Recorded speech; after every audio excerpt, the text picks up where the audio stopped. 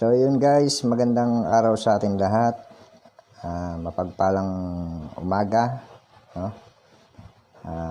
For today's content, magbibigay babala lang ako, no?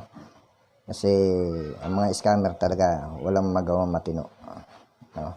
Kung mapapansin nyo sa aking likod, yan po yung tinatawag na task scam. So ano nga ba yung task scam?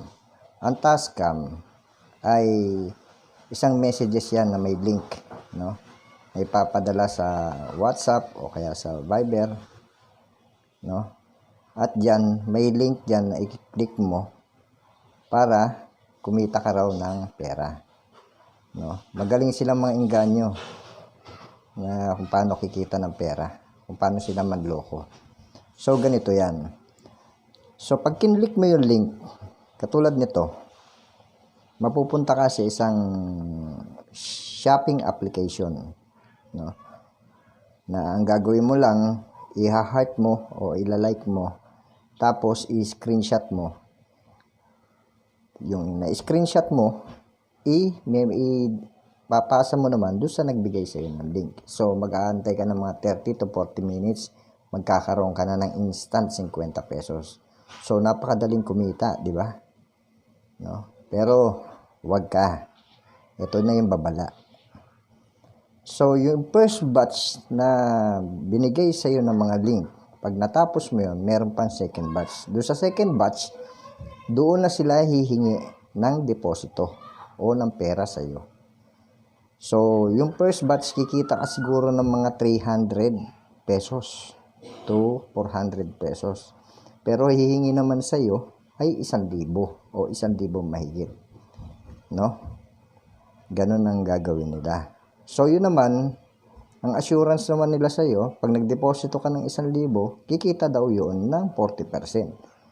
So, supposed to be mga 1/4, no? Ang babalik kagad sa yung pera. Talagang maiengganyo ka dahil yung 1,000 mo naging 1/4. Pero kwentahin mo kung sino ba nalugi. No? Habang pataas ng pataas yung hinihingi sa yung pera, the more naluloko ka.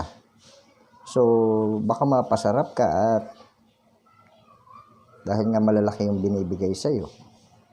'Di ba? Kung 100,000 na yung nagugugol mo, tapos bigla ka ng katulad yung nangyari, hindi na ni-reply yan. No? Yung nasa balita, hindi na ni-reply yan. O, sino hahabulin mo? Ngayon, pupunta ka ngayon doon sa cybercrime. Kaya iwasan po natin. Napakahirap kumita ng pera. Ang pera, pinaghihirapan. Wala pong easy money dito sa mundong ibabaw. Kahit nga itong pagbibideo ko na ito, pagbablog ko, di ko alam kung kikita ito. Di ba? Kaya tsaga-tsaga tayo sa mga kanya-kanya natin trabaho. Magsumikap po tayo. Huwag tayong papaloko, no? Sa mga scammer na yan. Yun. Hanggang dito na lang po. Marami pong salamat. Bye!